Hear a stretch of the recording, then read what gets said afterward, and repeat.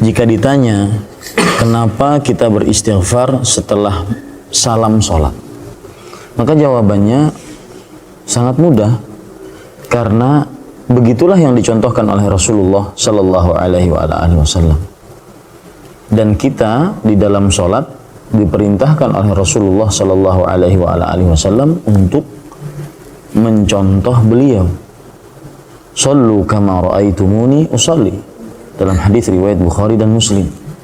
Salatlah kalian sebagaimana kalian melihat aku salat.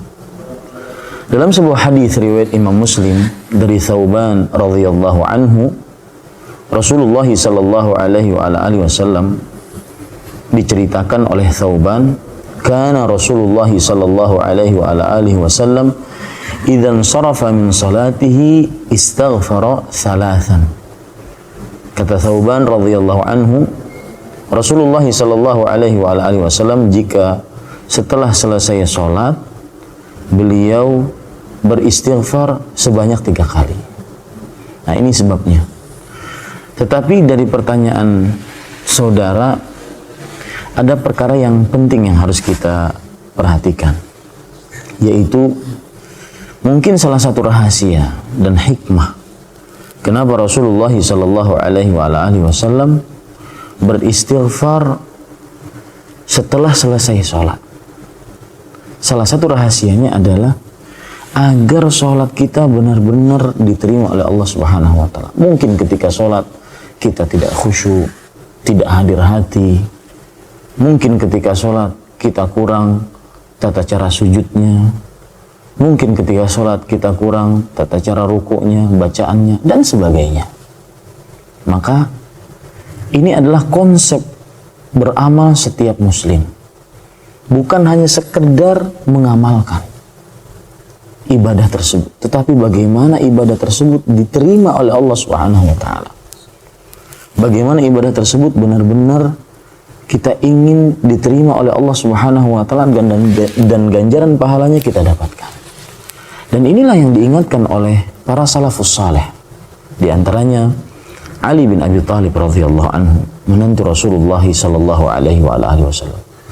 Beliau berkata, kunu liqabulil amal ashadda minkum ihtimaman bil amal. Artinya, jadilah kalian yang memperhatikan amal ibadah itu diterima lebih dibandingkan kalian memperhatikan bagaimana beramal. Jadi bukan hanya sekedar beramal, tapi bagaimana amal ibadah tersebut diterima oleh Allah Subhanahu wa Ta'ala. Kemudian beliau mengatakan, alam tasma'u Allah Azza wa Jalla yaqul, apakah kalian tidak mendengar Allah Subhanahu wa Ta'ala berfirman, innama yataqabbalullahu minal muttaqin, sesungguhnya Allah hanya menerima dari orang-orang yang bertakwa. Di dalam surah Al-Maidah Allah Subhanahu wa Ta'ala sebutkan hal ini. Begitu juga perkataan Fudalah ibnu Ubaid. Beliau mengatakan di dalam perkataan beliau yang sangat luar biasa, la an akuna a'lamu anna Allah qad taqabbala minni mithqala khardalin ahabbu ilayya minad dunya wa ma fiha.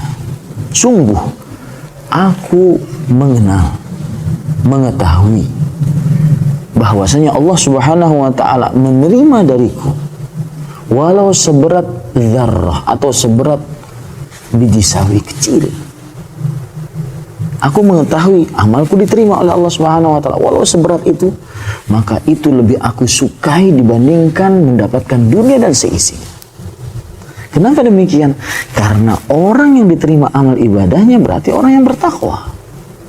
Dan orang yang bertakwa tempatnya di dalam surga. Nah, itu rahasianya.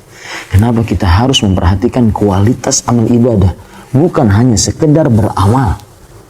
Bukan hanya sekedar melaksanakan kewajiban selesai. Tapi harus benar-benar memperhatikan kualitas amal ibadah ini. Apakah diterima atau tidak oleh Allah Subhanahu wa Ta'ala.